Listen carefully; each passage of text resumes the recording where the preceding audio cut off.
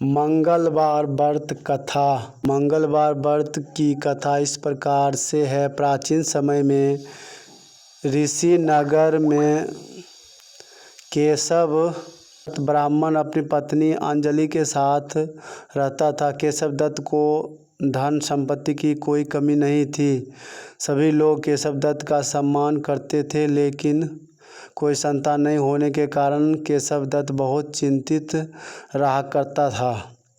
पुत्र प्राप्ति की इच्छा से दोनों पति पत्नी प्रत्येक मंगलवार को मंदिर में जाकर हनुमान जी की पूजा करते थे।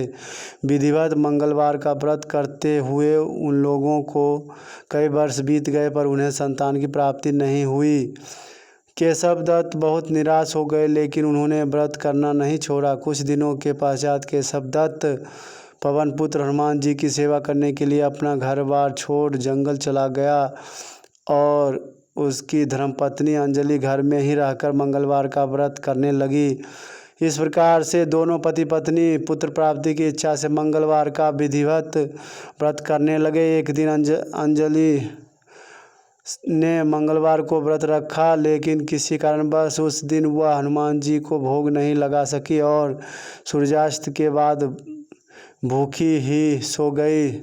तब उसने अपने अगले मंगलवार को हनुमान जी को भोग लगाए बिना भोजन नहीं करने का प्रण कर लिया।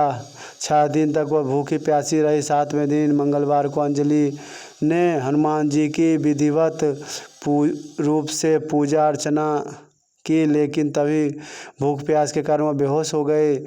अंजलि की इस भक्ति को देखकर हनुमान जी प्रसन्न हो गए और उसे स्वप्न देते हुए कहा, उठो पुत्री, मैं तुम्हारी पूजा से प्रसन्न हूँ। तुम्हें सुंदर और सुयोग्य पुत्र होने का वर देता हूँ। यह कहकर पवन पुत्र अंतर्ध्यान हो गए।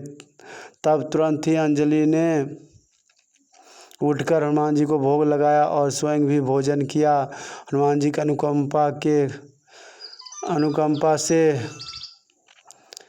कुछ दिनों के बाद अंजलि के एक सुंदर बालक को जन्म दिया। मंगलवार को जन्म लेने के कारण उस बच्चे का नाम मंगल प्रसाद रखा गया।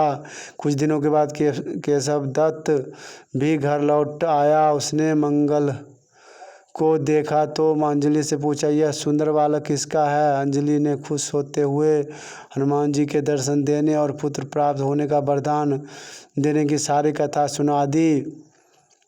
लेकिन केशव दत्त को उसकी बातों का विश्वास नहीं हुआ। उसके मन में यह कलुषित विचार आ गया कि अंजलि ने उसके साथ विश्वासघात किया है और अपने पापों को छिपाने के लिए झूठ बोल रही है। केशव दत्त ने उस बच्चे को मार डालने की योजना बनाई। एक दिन केशव दत्त स्नान करने के लिए कुएं पर गया। मंगल भी उसके साथ था। केशव दत्त ने मौका देकर मंगल को कुएं में फेंक दिया और घर आकर बहाना बना दिया कि मंगल तो कुएं पर मेरे पास पहुंचा ही नहीं। केशव दत्त के इतने कहने के ठीक बाद मंगल दौड़ता हुआ घर लौट आया। केशव दत्त मंगल को देखकर बुरी तरह हैरान हो उठा। उसी रात हनुमान जी ने केशव दत्त को स्वप्न में दर्शन देते हुए कहा, तुम दोनों के मंगलवार के व्रत करने से प्रसन्न होकर पुत्र जन्म का वर मैंने प्रदान किया था।